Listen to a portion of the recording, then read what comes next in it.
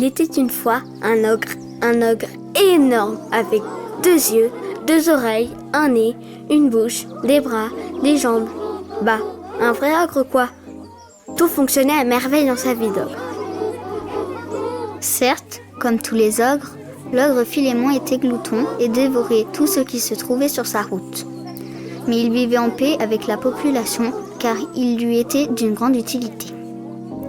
Lui seul était capable d'endiguer la galopante pollution humaine car on le nourrissait d'ordures, de carcasses de voitures, de déchets atomiques.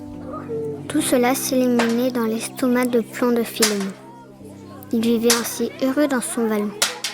Un vrai héros. Il avait ici sa place comme tout le monde. Philémon, c'est mon nom, plus sympa que ça. Tu trouves pas? Plus arrangeant que moi, y a pas. Je suis né comme ça, hors de mon état. D'un papa comme ça, d'une maman encore moins comme ça. Plus je grandissais, plus peur à cuisiner, plus je m'élargissais. Plus maman cousait, Philémon combattant, ton estomac est un ballon, tu ne cesses de gonfler, à force de tout manger. Héron de Philémon, si gros, avec double menton, et la bouée des beaux sensations. Tout il est comme un saucisson, héron, héron, héron, héron. Héron, héron, héron, héron, héron.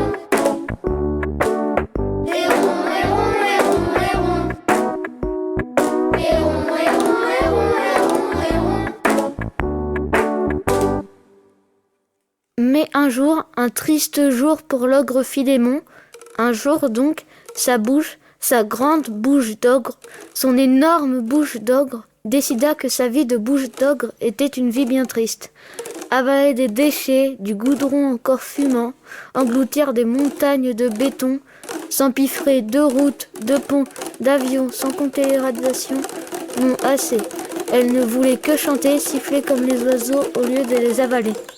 Alors, de ce jour si triste pour Philémon, commencèrent les disputes.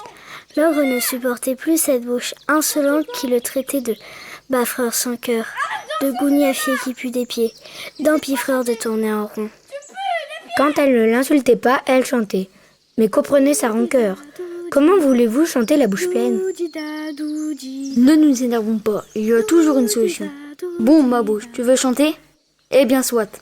Tu chanteras, mais quand je ne mangerai pas. Mais tu manges tout le temps. Pas quand je fais la sieste pour digérer, ni la nuit qui me défatigue de mes rudes journées d'appétit. Marché conclu. Enfin, on reconnaît mon talent.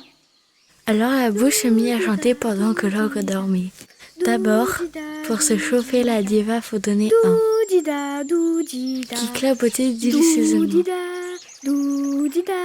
Philémon aux anges rêvait qu'il se baignait dans un ruisseau enchanté. Mais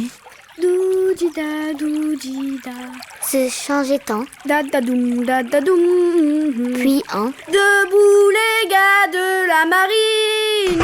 et enchaînait sur, 50 000 km à pied, 50 000 km à pied. pour atteindre 50 son 000 kilomètres à paroxysme pied. sur. Casser la voie, casser la voie. Philémon ne dormait plus. Et un ogre qui ne dort pas est un ogre qui ne digère pas. Alors, épuisé, malade et en colère, il se colla un sparadrap. « Oh, Philémon, que n'as-tu fait là? Déjà, toi qui ne dors pas. Que dis-tu de cette bouche qui, pour te satisfaire, dévore toute la journée et pour son bonheur chante toute la nuit? Elle est aussi fatiguée que toi, Philémon. Et une bouche qui ne dort pas, c'est une bouche de méchante humeur que voilà, surtout quand on lui colle un sparadrap. »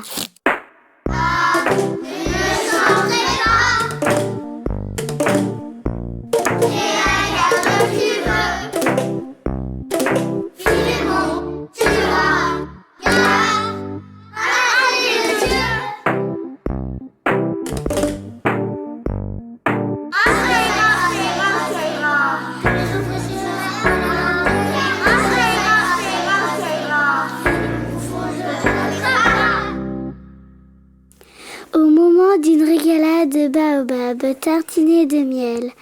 La bouche refusa de s'ouvrir.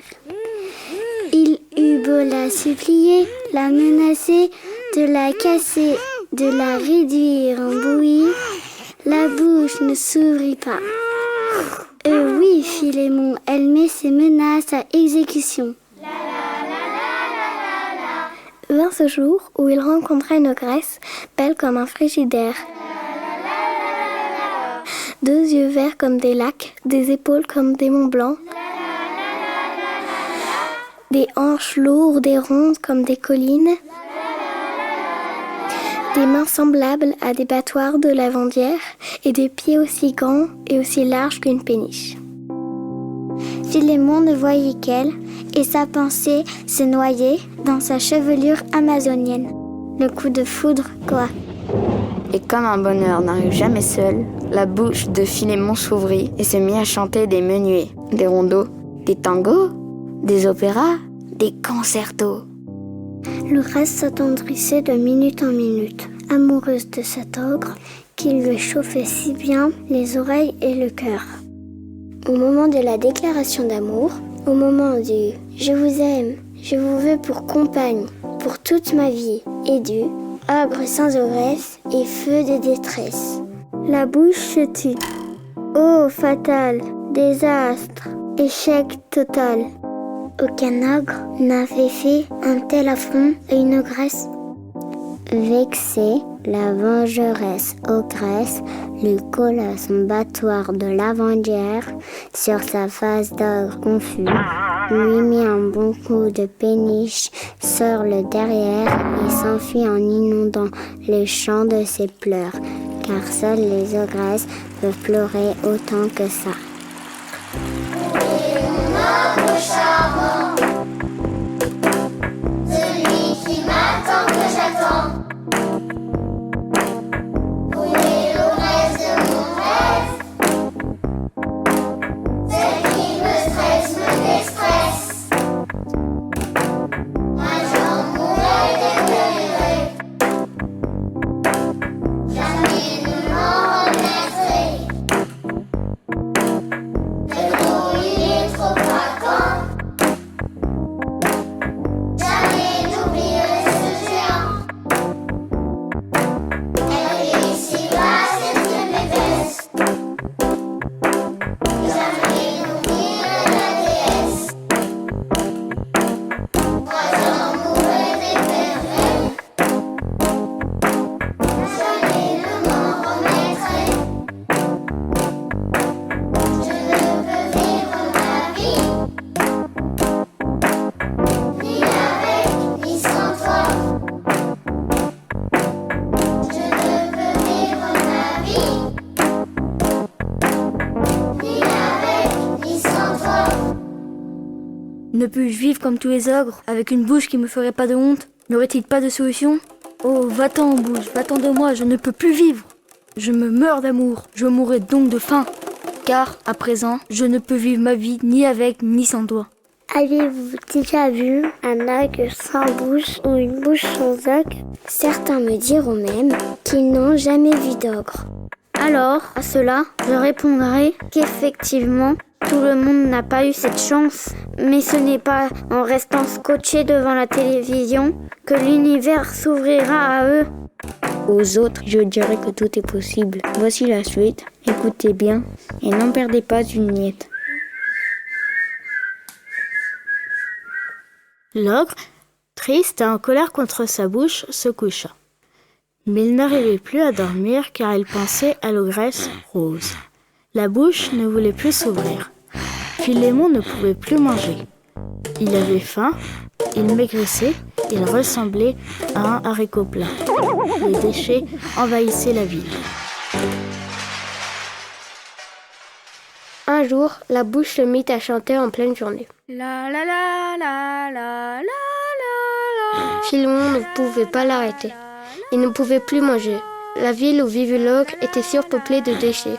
Soudain, la bouche s'arrêta de chanter, mais cela n'empêcha pas Philémon de s'énerver. Tu m'énerves, ma bouche, tu chantes tout le temps. Cela t'apprendra à manger toutes les secondes. Et toi, tu n'as aucun talent. Tu n'es pas faite pour ça. C'est pas du chant, c'est du bruit. et la bouche chantait si fort qu'un tremblement de terre parcourut la ville. Voyant le tremblement de terre, la bouche s'arrêta. Mais tu es folle, tu as vu ce désastre? Excuse-moi, je n'ai pas fait exprès. Je voulais me venger. De toute façon, tu ne reconnais pas mon talent. Tu ne fais que manger et ce n'est pas un talent. Je m'en vais dans un endroit où on reconnaîtra mon talent. Elle s'en alla dans une autre ville et rencontra des chanteurs. Ils devinrent amis et lui parlèrent d'un concours de chant télévisé. La bouche participa à ce concours. La bouche monta sur scène et commença à chanter. Pendant ce temps, l'ogresse était chez elle, et pour oublier sa mésaventure, elle mangea du pop-corn en regardant la télévision et vit le concours de chant. Elle reconnut la bouche. Pour rencontrer l'ogre et essayer de le séduire à nouveau, elle décida de retrouver la bouche à la fin du concours de chant. Puis elle la retrouva. Bonjour la bouche, pourquoi l'ogre m'a ignoré hier? Excuse-moi, c'est moi qui ai arrêté de parler car je voulais me venger de Philémon. Il ne me laissait pas chanter et lui ne voulait que manger. Oh, il s'appelle Philémon. Quel joli prénom. Oui, c'est ça. Et pour me faire pardonner, je peux t'emmener chez lui. Oh oui, avec plaisir, j'ai hâte de le revoir. Pendant ce temps, l'ogre pleurait toute la journée. Le lendemain matin, l'ogre se leva du mauvais pied. L'ogre, triste, voulut se cacher et s'isoler. Il partit dans la savane pour construire une cabane. Il croisa le chemin d'un serpent qui lui indiqua un endroit pour la construction de sa cabane. Au même moment, Rose et la bouche allèrent chez l'ogre, mais il était absent. L'ogre avait laissé un planisphère sur lequel on pouvait voir une croix sur la savane. En fouillant un peu dans sa maison, elles trouvèrent quelques équipements de survie et les prirent. Elles décidèrent de retrouver Philémon dans la savane en s'équipant de tenues et de quelques provisions, puis elles partirent.